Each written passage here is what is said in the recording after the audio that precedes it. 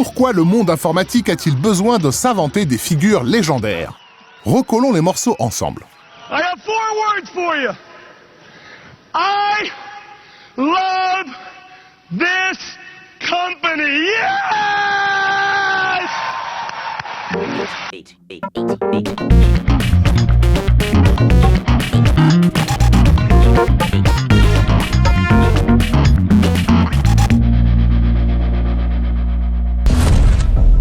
What do you do? You're not an engineer. You're not a designer. You can't put a hammer to a nail. What do you do? Musicians play their instruments. I play the orchestra. Cette semaine, le film Steve Jobs nous invite à nous pencher sur les grandes figures du capitalisme geek. Well, someday you'll have to tell us how you did it. En empruntant la structure du drame antique pour révéler la nature de ces puissances qui nous gouvernent, le film de Danny Boyle pose cette question. Your Apple stock was worth $441 million. Si Steve Jobs était un génie, il était un génie de quoi? De l'informatique, du business ou du spectacle? Ladies and gentlemen, please welcome. Une question que l'on pourrait reporter sur beaucoup de success stories de l'univers informatique et son besoin de créer sa propre mythologie. Hey everyone! Come and see how good I look! La mythologie de la Silicon Valley, oui, bien sûr, pour moi, elle est incarnée par, évidemment, Steve Jobs. Et les champs d'abricotiers, des célèbres champs d'abricotiers, c'est une sorte de jardin d'Éden de tout ce qui se crée dans l'univers de la technologie, d'abord par les ordinateurs et puis aujourd'hui par tout ce qu'on appelle la tech.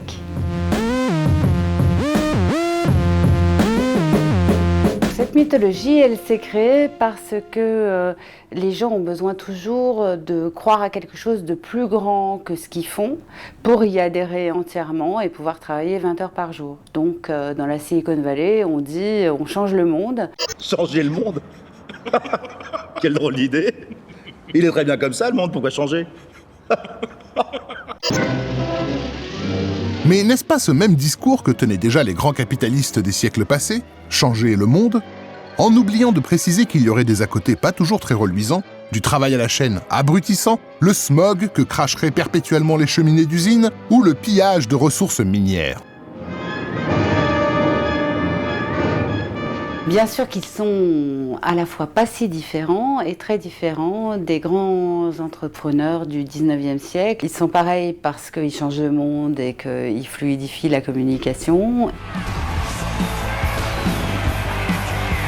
Et ils sont très différents parce que avec tous les réseaux sociaux, ça devient des célébrités mondiales et que du coup, il y a une sorte de spectacle qui est attaché à leur entreprise.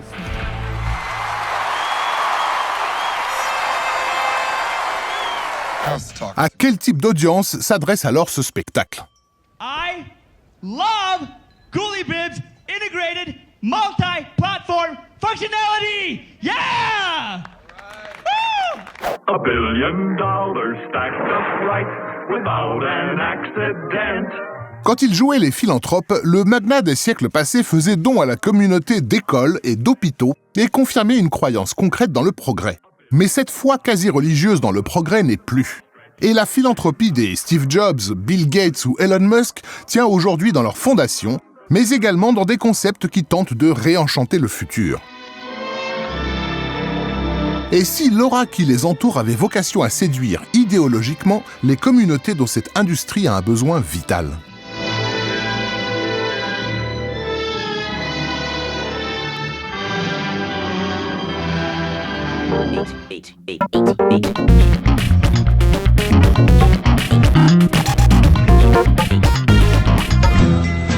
If you're going to San Francisco, be sure to wear some flowers in your hair. S'il existe un mythe de la Silicon Valley, celui-ci est étroitement lié au rêve californien des années 70. C'est le communautarisme de la baie de San Francisco, celui qui se voulait en rupture avec la société du profit. Such a strange vibration. I don't feel anything. Steven, you okay? Au diable les moyens de production lourds et l'investissement des banques. Place à la prédominance du soft sur le hard, où c'est le concept qui détermine l'objet. Le jeune geek, en mesure de conceptualiser son projet virtuel, démarre de rien et réinvente le capitalisme. Quand j'étais dans ma chambre d'étudiant, j'ai pris ma première connexion à Internet. Et je me souviens d'une fois où je jouais à un jeu, ça devait être Civilisation, où on construit des villes, etc. Et à la fin, ça me met un message, vous venez de passer, je ne sais plus si c'était 80 heures ou 800 heures, game over, et ça me donne tout le détail. Steven, are you okay? Yeah, why? You zoned out in here for like 2 hours now. Et je me dis, j'ai passé du bon temps dans ce jeu-là, mais au final, à la fin, il me reste rien. Et à partir de là, je me suis dit comment je pourrais faire pour m'amuser, mais en faisant quelque chose d'utile. Et c'est là que je me suis dit, et si je faisais un site web, et j'ai créé Comment ça marche.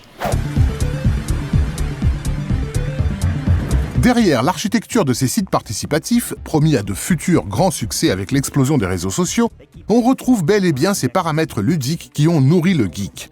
Mais maîtriser ces paramètres et comprendre les algorithmes qui les sous-tendent ne transforme pas une chambre d'étudiants en un building rempli d'employés et coté en bourse. Victime de son succès, le communautarisme désintéressé va devoir se lier au big business dans une mythologie étrangement bicéphale. The network's down. Unless it's a coincidence, I think this is us. It's not a coincidence. C'est vrai que par exemple sur Google, c'est même un côté tricéphale. On a les deux fondateurs, Larry Page et Sergey Brin, qui sont plutôt les universitaires, les rêveurs, qui pensent au service, à leurs utilisateurs.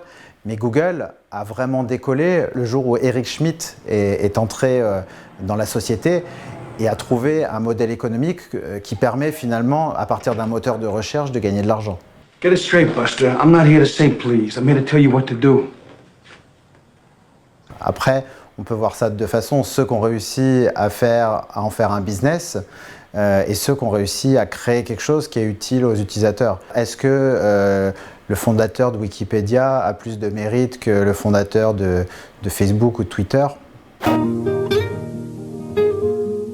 Héritières des concepts communautaristes de leurs aînés de San Francisco, certaines de ces entreprises sont devenues des géants du capitalisme. Du coup, pour gérer cette dualité, ce sont eux qui ont le plus besoin d'une construction mythologique, d'un discours moral à mettre en avant. Come to where the flavor is. Come to Marlboro Country. Ne pas faire le mal, la devise de Google, ça c'est un très vaste programme qui est très difficile quand on a une sorte de monopole de fait et qu'on écrase le moindre de ses concurrents d'un petit coup de patte comme ça. En même temps, je pense qu'il est très important pour eux comme garde-fou. Je ne sais pas si c'est très efficace, mais ils en ont énormément besoin comme idéologie pour se dire, la boîte pour laquelle je bosse, elle fait le bien dans le monde. I came here both on business and also to relax, which I've done for the last few days. Bâtir de telles légendes a des fonctions multiples. Le mythe de la start-up initiée dans un garage a de quoi faire rêver dans une société qui, par ailleurs, ne garantit plus d'ascenseur social.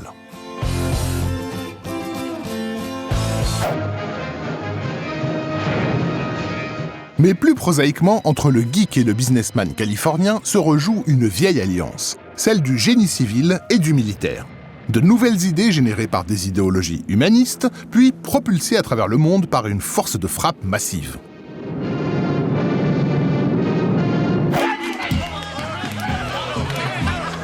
Si la Silicon Valley a besoin d'enrober son impact sur le monde d'un halo de légende, c'est pour mettre en avant son concept et un futur vaguement promis, recouvrant la machine qui soutient le tout. Business as usual.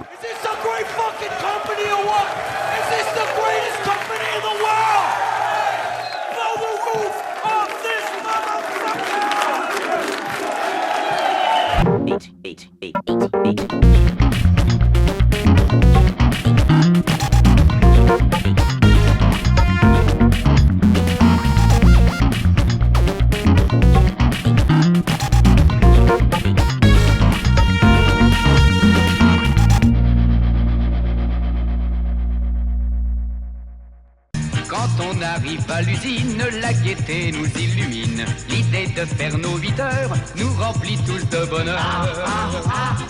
Oui. D'humeur égale et joyeuse, nous courons vers la pointeuse. Le temps d'enfiler nos bleus et nous voilà tous heureux. Yeah. Merci patron. Merci patron. Merci patron. Merci patron.